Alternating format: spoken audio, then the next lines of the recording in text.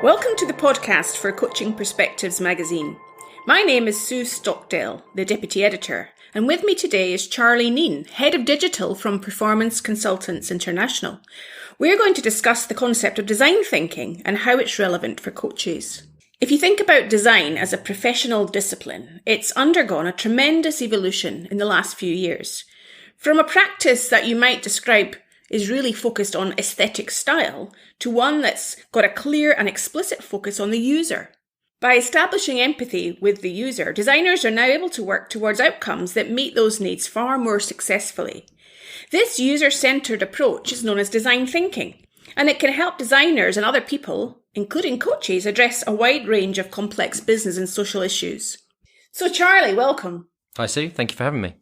Tell us about what design thinking means for you. What's it all about? The simplest way to think about it is that it's really a process for generating ideas, but it also really focuses on, as you described in your introduction, on the target audience or the end user. So it almost sounds to me, Charlie, a little bit like how a coach is really focused on the coachee's needs, not their own needs. That to me resonates a little bit with design thinking. In many ways, coaching is design thinking because as you say, it's about getting close to the customer or the client or the person you're coaching, really disassociating yourself from what you want the product or service to be, or what you want the person to do and achieve for themselves, and really just, listening to their challenges and concerns or needs, and not projecting your views upon them.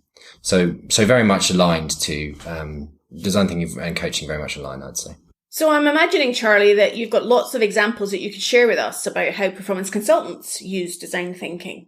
One direct example of using design thinking at performance consultants is, as head of digital, one of the things I'm doing is building a digital product to really expand or improve the scale of our kind of core flagship programs, which are coaching for performance.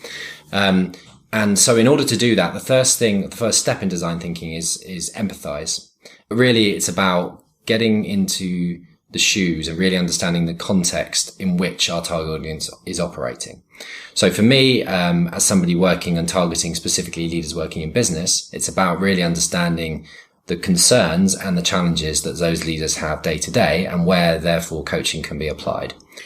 So I'm imagining, as you're sharing that, Charlie, that requires people to accept imperfection and uncertainty. Absolutely. And not everybody is comfortable with that. Yes. So how would you encourage coaches or those listening to get more comfortable with that iteration process and perhaps not seeing perfection at the start? Yeah, and I think that in many ways that's kind of the way that the coaching processes work, in the sense that nobody's perfect. As you go through a coaching relationship, people are kind of constantly discovering and finding out and looking at different perspectives on their challenges and concerns or their goals. So the coaching leadership mindset, as we describe it, very much applies to the mindset you need to have in design thinking, which is that, and this is quite scary, especially to people working in big organizations where actually there's a kind of culture of not getting things wrong, not putting your head above the parapet. As much as a coaching leadership mindset is something that effective leaders need, design thinking mindset is very much something that you need to be comfortable with in order to get the most value out of design thinking as a process. What other examples have you got about where you've used design thinking? Sure. So at a previous company that I worked at, there was a particular client. And it was one of my favorite projects in a way because what I noticed, and actually one of the things that I enjoy about the work that I do, is that you see the change in mindset of the clients and the people working in the client team. And so when you leave, that's really the thing that stays. So this particular project was actually teaching design thinking to a population of leaders. And the process really was to take them from the first stage in design thinking, understanding the target audience, doing something called in the program, we use something called a customer safari, where you literally go out into, the space where the customer is and really kind of observe and see, what challenges and concerns they come up against as they go through or they're working or whatever. And so the program was a 3-stage program, and at each stage we taught them different design thinking tools. And at the end of the process, they had to pitch an idea that they generated as a result of the design thinking process to a panel of innovation experts and senior leaders within that business. So, in many ways, it was the way we developed that was using design thinking, because we did our interviews, our focus groups, understood the context in which these leaders are operating. But then the product program itself was design thinking. And the exciting bit from that was that it was generating ideas, which then became ideas which the business would then invest in. So it's kind of a double whammy of design thinking in that example. That's brilliant. I can't help but imagine myself on a safari as you're describing it. It sounds rather appealing. Yeah. And also a little bit like the activity of shadowing that sometimes coaches get involved in. So I'm just wondering whether when a coach is out there, perhaps shadowing a client to help them generate feedback and give them some observation for reflection, I'm wondering how else they could use that skill in perhaps further developing products for their own marketplace. Yeah, exactly. So it's not really about directly asking people, what do you want? Because you'll get an answer which is, they don't know what they don't know. So by I guess looking for insights, but looking for the pain points in a journey. So in a leader in a business, it might be things like they really struggle with conflict within their teams and addressing those kind of challenges. So if you can look for the pain points and build products and services, or as a coach, build coaching around those kind of challenges, that's when you really see the value and people kind of immediately connect with those things. That sounds great. And in terms of one of the things I've picked up from the learning I've done on design thinking is the importance of feedback, something that coaches and leaders are well versed in heeding the words, certainly. What role does feedback play in this design thinking process?